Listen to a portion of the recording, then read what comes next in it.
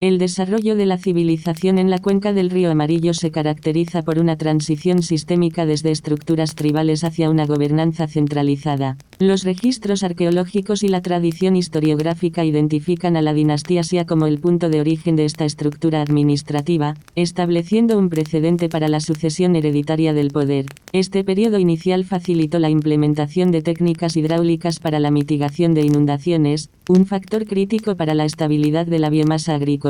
No obstante, la degradación de la cohesión administrativa bajo la gestión de Jie de Xia resultó en un estado de vulnerabilidad institucional. Este vacío de autoridad fue ocupado por la facción Han, que inició un desplazamiento de poder mediante el despliegue de fuerza organizada. La transición hacia la dinastía Han no solo alteró la titularidad del mando, sino que introdujo innovaciones técnicas en la metalurgia del bronce y el desarrollo de un sistema de escritura logográfico complejo. Estos avances permitieron una documentación más rigurosa de los eventos estatales y las prácticas rituales, consolidando una burocracia que operaba bajo una justificación teocrática. La expansión territorial de los Han se mantuvo constante hasta que el desgaste de sus recursos internos y la presión de grupos periféricos generaron las condiciones necesarias para el siguiente ajuste en la estructura de gobernanza regional. La erosión del control central Han alcanzó un punto crítico durante el reinado de Di Xin, cuya gestión se caracterizó por una asignación ineficiente de recursos y una desconexión con las élites locales.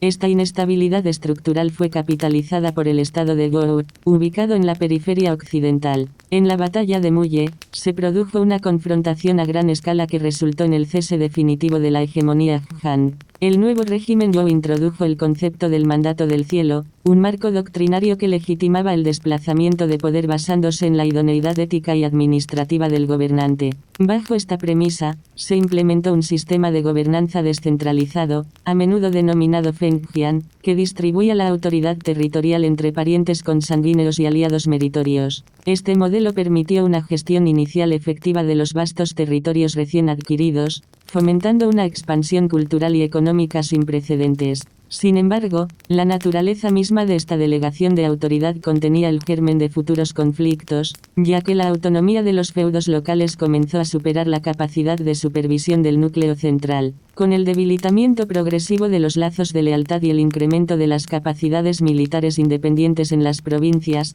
la estructura de los Zhou comenzó a fragmentarse, dando paso a una fase de competencia interestatal que redefiniría permanentemente la geografía política de la región. La fragmentación de la autoridad Zhou marcó el inicio del periodo de primaveras y otoños, una fase de transición donde el poder central se volvió nominal mientras los estados regionales competían por la hegemonía. Este entorno de inestabilidad crónica incentivó una sofisticación sin precedentes en el pensamiento estratégico y la organización social. Fue en este contexto de reestructuración donde surgieron las 100 escuelas de pensamiento, destacando el confucianismo y el legalismo como marcos teóricos para la restauración del orden. Sin embargo, la competencia diplomática derivó inevitablemente en una escalada de hostilidades, dando paso al periodo de los reinos combatientes. Durante este intervalo, la naturaleza del conflicto armado evolucionó de enfrentamientos ritualistas entre la aristocracia a guerras de desgaste de alta intensidad, involucrando levas masivas de infantería y el uso de nuevas tecnologías balísticas. Los 7 estados principales Qin,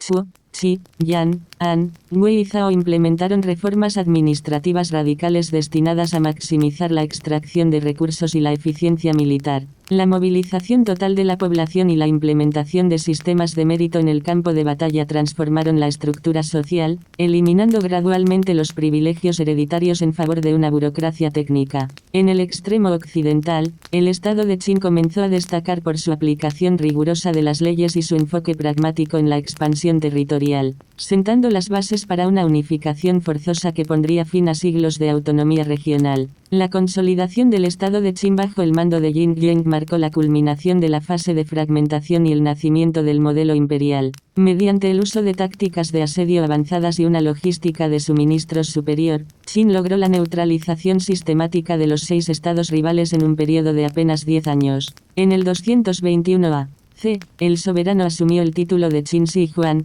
señalando el fin del feudalismo y la instauración de una autocracia centralizada. Para prevenir la reincidencia en la desunión, se procedió a la estandarización forzosa de la escritura, la moneda, las unidades de medida y la longitud de los ejes de los carros, creando una infraestructura técnica unificada. Asimismo, se ordenó la demolición de fortificaciones internas y la construcción de un sistema de murallas defensivas en la frontera septentrional para mitigar las incursiones de las confederaciones nómadas Xiongnu. No obstante, este orden se mantuvo mediante la implementación de un sistema legal punitivo y la movilización forzada de la fuerza laboral para proyectos de construcción de gran escala. La alta presión fiscal y el agotamiento físico de la población civil generaron una fragilidad interna estructural que se manifestó inmediatamente tras la muerte del primer emperador. La incapacidad de su sucesor para gestionar las insurrecciones agrarias y las deserciones militares resultó en el colapso prematuro de la dinastía Qin, dejando un territorio unificado pero administrativamente volátil para el siguiente actor político.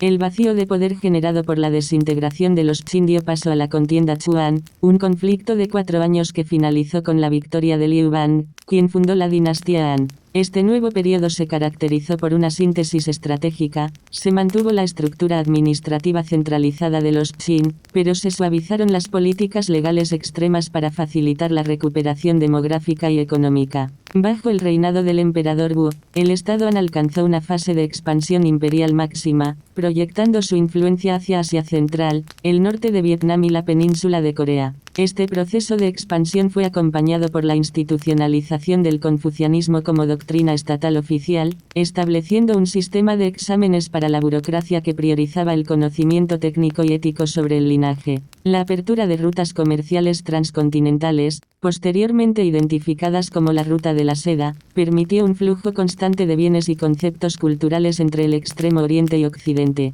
Sin embargo, el mantenimiento de estas fronteras extensas requirió una inversión militar masiva y una presión tributaria creciente sobre el campesinado. A medida que las facciones de la corte y las familias de las emperatrices comenzaron a disputar el control del ejecutivo, la autoridad central sufrió una erosión gradual. Esta inestabilidad interna culminó en la interrupción temporal del mandato Han por la usurpación de Wang Man, cuyas reformas radicales no lograron estabilizar las fluctuaciones económicas ni las crisis ambientales recurrentes. La restauración de la soberanía Han, conocida como el período de los Han orientales, logró estabilizar temporalmente el sistema administrativo tras la caída de Wang Man. No obstante, este segundo ciclo enfrentó desafíos estructurales derivados de la acumulación latifundista. Grandes familias terratenientes consolidaron el control de la biomasa agrícola, evadiendo las obligaciones fiscales y debilitando la base tributaria del Estado. Paralelamente, la parálisis política en la capital, exacerbada por la competencia de poder entre los eunucos de la corte y los clanes de los parientes imperiales, resultó en un abandono de las funciones de gobernanza en las provincias. Este deterioro de la autoridad central propició el surgimiento de movimientos insurgentes de base religiosa y agraria, como la rebelión de los turbantes amarillos, que requirió la delegación de poderes militares extraordinarios a gobernadores regionales. La neutralización de estas insurgencias no fortaleció al imperio, sino que transformó a los generales encargados de la represión en caudillos autónomos con lealtades privadas. Tras la muerte del emperador Lin y la subsiguiente purga violenta en el palacio, el poder central colapsó efectivamente, dejando el territorio dividido en zonas de ocupación militar. Este proceso de fragmentación irreversible marcó el cese de la hegemonía Han y el inicio de una fase de tripartición geopolítica, donde la unidad imperial fue sustituida por una competencia sistémica entre entidades políticas emergentes. La disolución formal de la estructura Han dio lugar al período de los Tres Reinos, una etapa caracterizada por una tripartición del dominio territorial entre las entidades políticas de Wei, Shu y Wu. Este intervalo se distingue por una movilización militar continua y el desarrollo de fortificaciones estratégicas a lo largo de las fronteras naturales,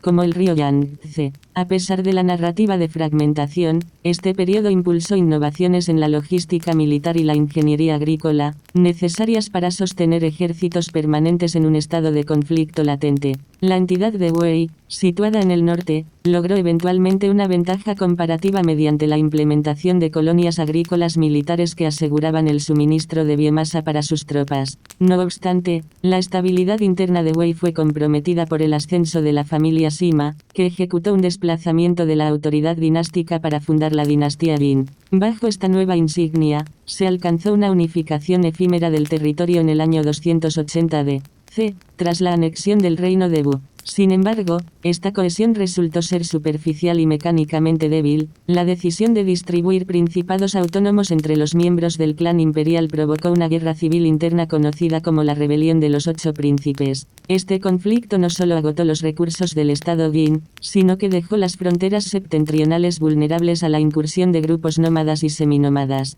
marcando el inicio de una fase de inestabilidad prolongada y desplazamientos demográficos masivos hacia el sur. La intrusión de las 5 tribus nómadas en el norte provocó el colapso de la hegemonía Jin en la llanura central, forzando un desplazamiento masivo de la élite administrativa y la población civil hacia la cuenca del río Yangtze. Este evento inauguró la era de las dinastías del sur y del norte, un periodo de fractura geopolítica que persistiría por casi 3 siglos. En el norte, el territorio se fragmentó en una sucesión de estados efímeros conocidos como los 16 reinos, donde se produjo un proceso de hibridación cultural y administrativa entre las estructuras nómadas y los sistemas de gobernanza locales. Eventualmente, la dinastía Wei del norte logró la consolidación de esta zona, implementando el sistema de campos iguales para regular la distribución de la tierra y estabilizar la base tributaria. Mientras tanto, en el sur, las dinastías sucesivas mantuvieron la continuidad de las tradiciones institucionales Han, aunque operando en un entorno de debilidad fiscal y constantes purgas políticas.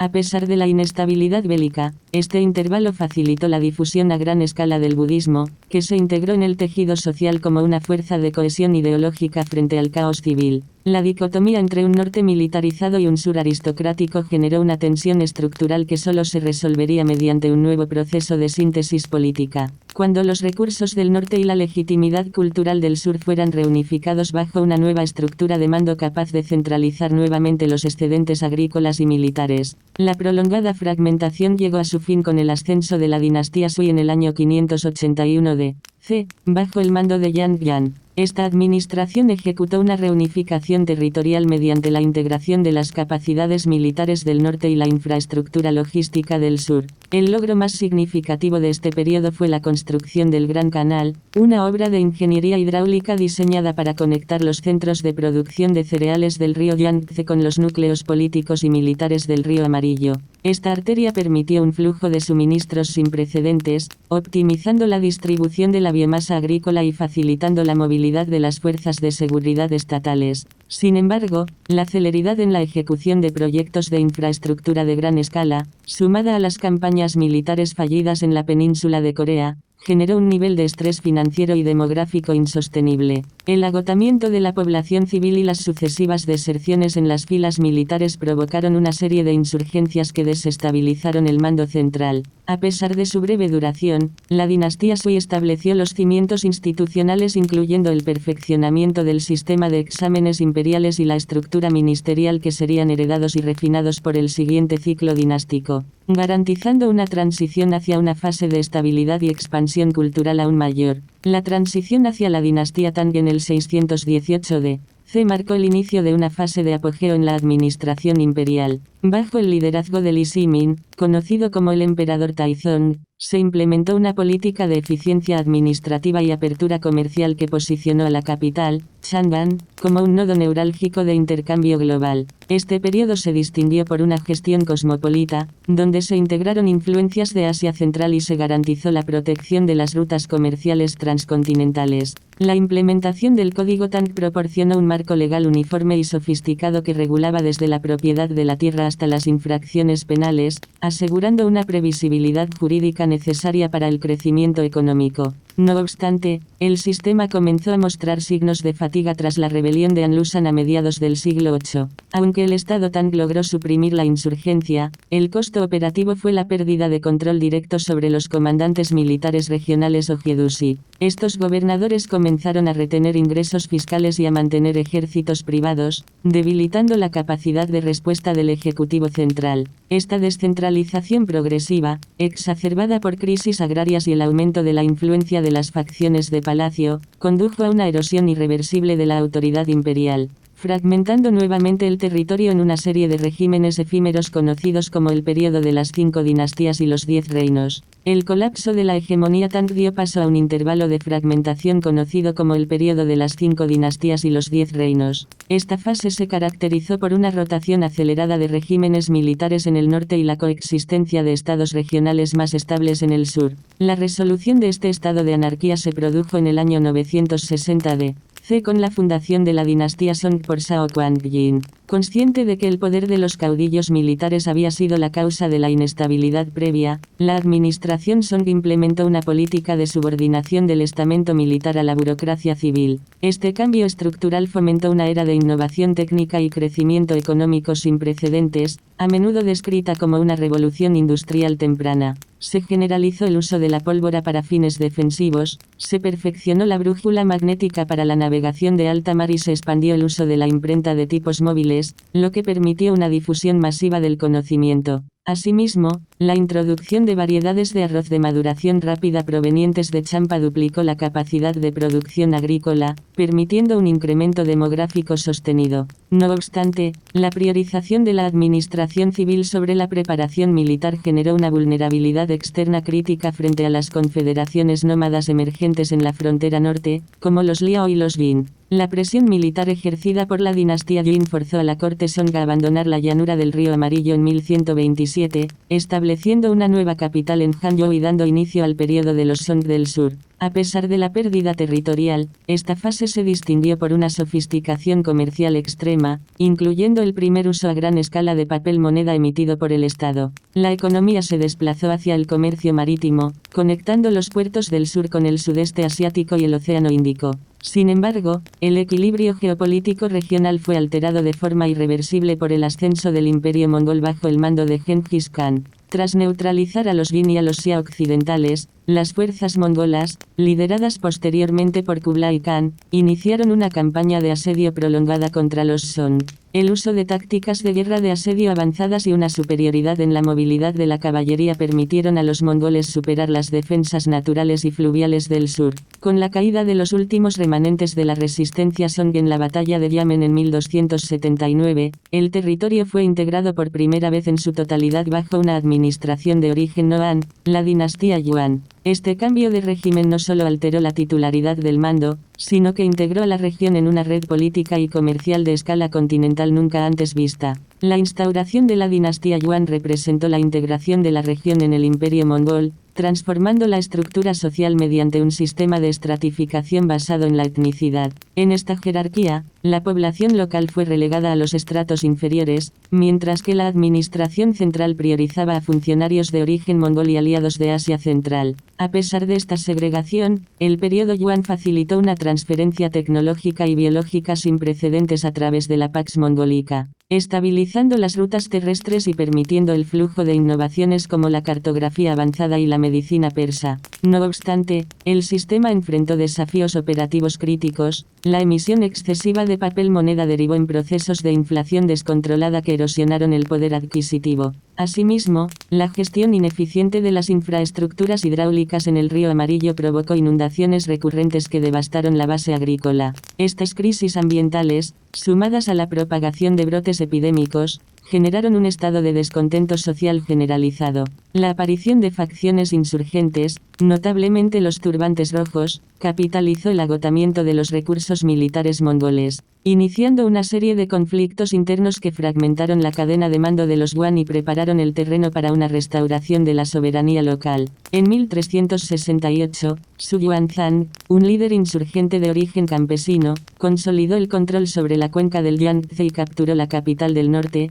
forzando la retirada de los remanentes mongoles hacia las estepas. Con la fundación de la dinastía Ming, se inició un proceso de reconstrucción nacional basado en un retorno a los valores confucianos ortodoxos y una centralización extrema del poder ejecutivo. El emperador, bajo el título de Hongwu, abolió el cargo de canciller para ejercer una supervisión directa sobre los 6 ministerios, estableciendo simultáneamente una red de inteligencia interna para neutralizar cualquier disidencia burocrática. Para estabilizar la economía agraria, se llevaron a cabo censos de población y registros de tierras de gran precisión, conocidos como los registros amarillos y los libros en escama de pez.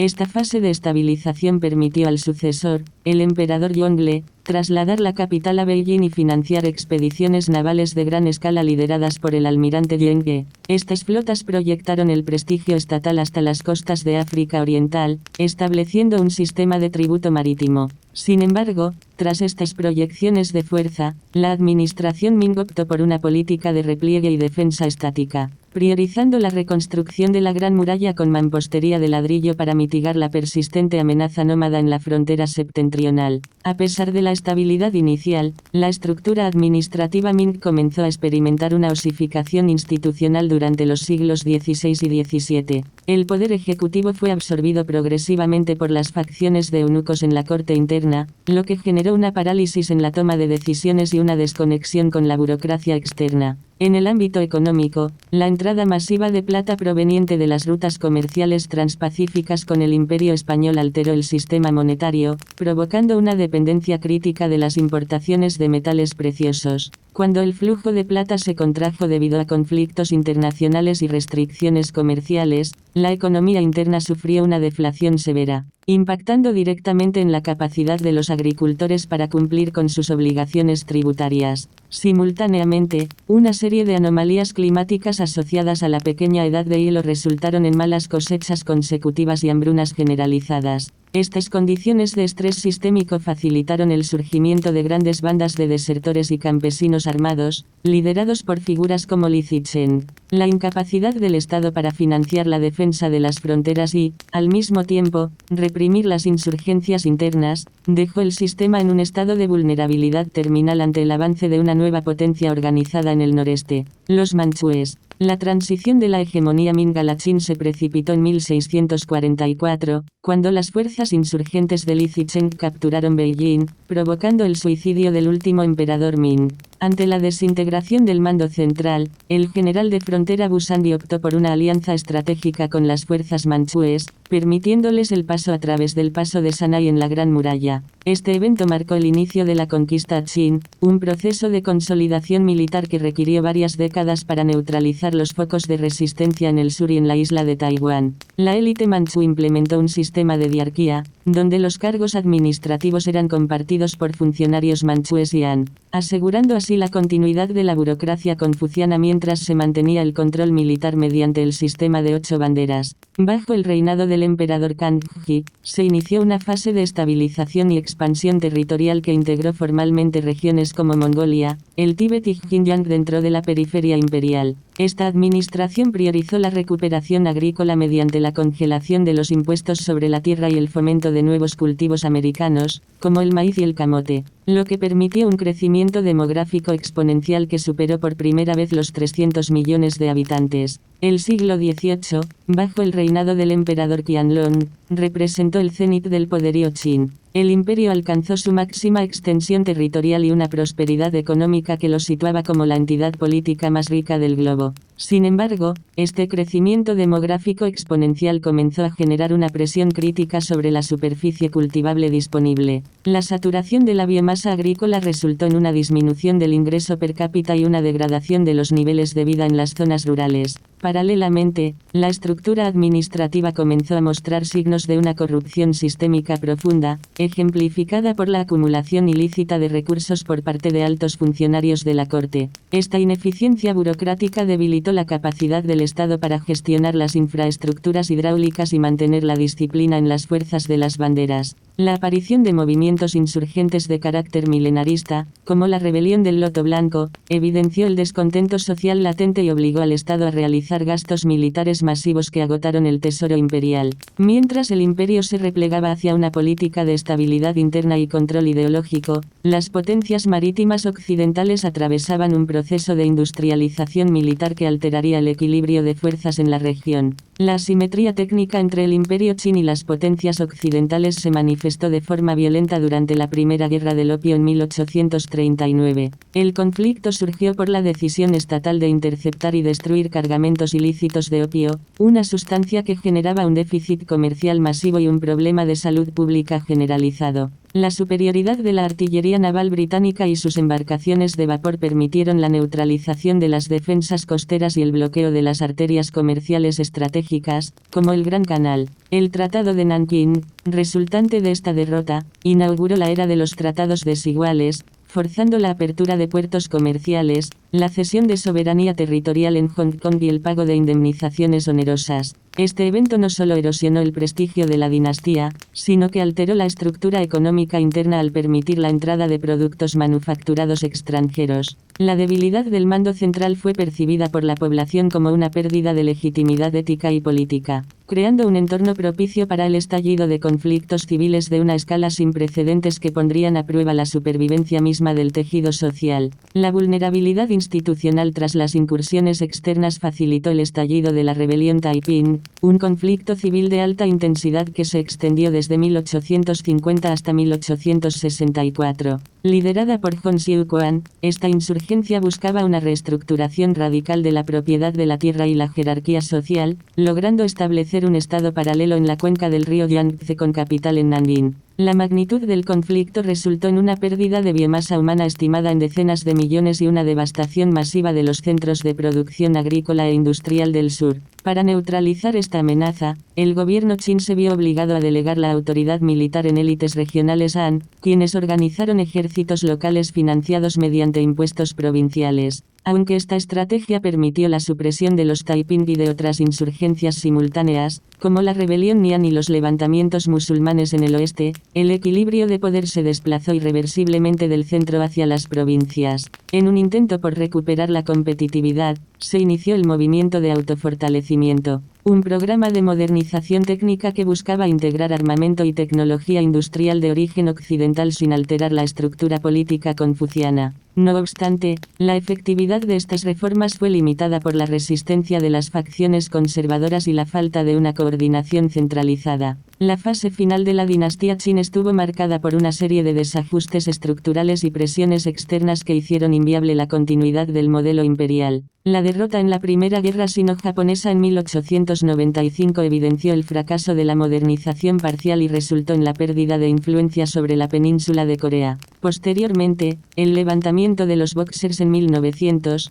un movimiento de resistencia xenófoba apoyado inicialmente por la facción conservadora de la corte bajo la emperatriz viuda Cixi, provocó una intervención militar internacional que impuso sanciones financieras aún más gravosas. Ante el riesgo de un colapso total, se intentaron reformas constitucionales tardías. Sin embargo, la incapacidad de la corte para satisfacer las demandas de autonomía de las élites provinciales y las aspiraciones de los grupos revolucionarios resultó en una pérdida definitiva de control. El levantamiento de Wuchang en 1911 actuó como el catalizador final, provocando una cascada de secesiones provinciales que culminaron en la abdicación de Puyi, el último emperador, en febrero de 1912. Este evento no solo representó el cese de la dinastía Qin, sino la clausura de un sistema de gobernanza imperial que había persistido, con diversas variaciones y ciclos de fragmentación, durante más de 2 milenios, dando paso a una transición hacia estructuras republicanas de organización política.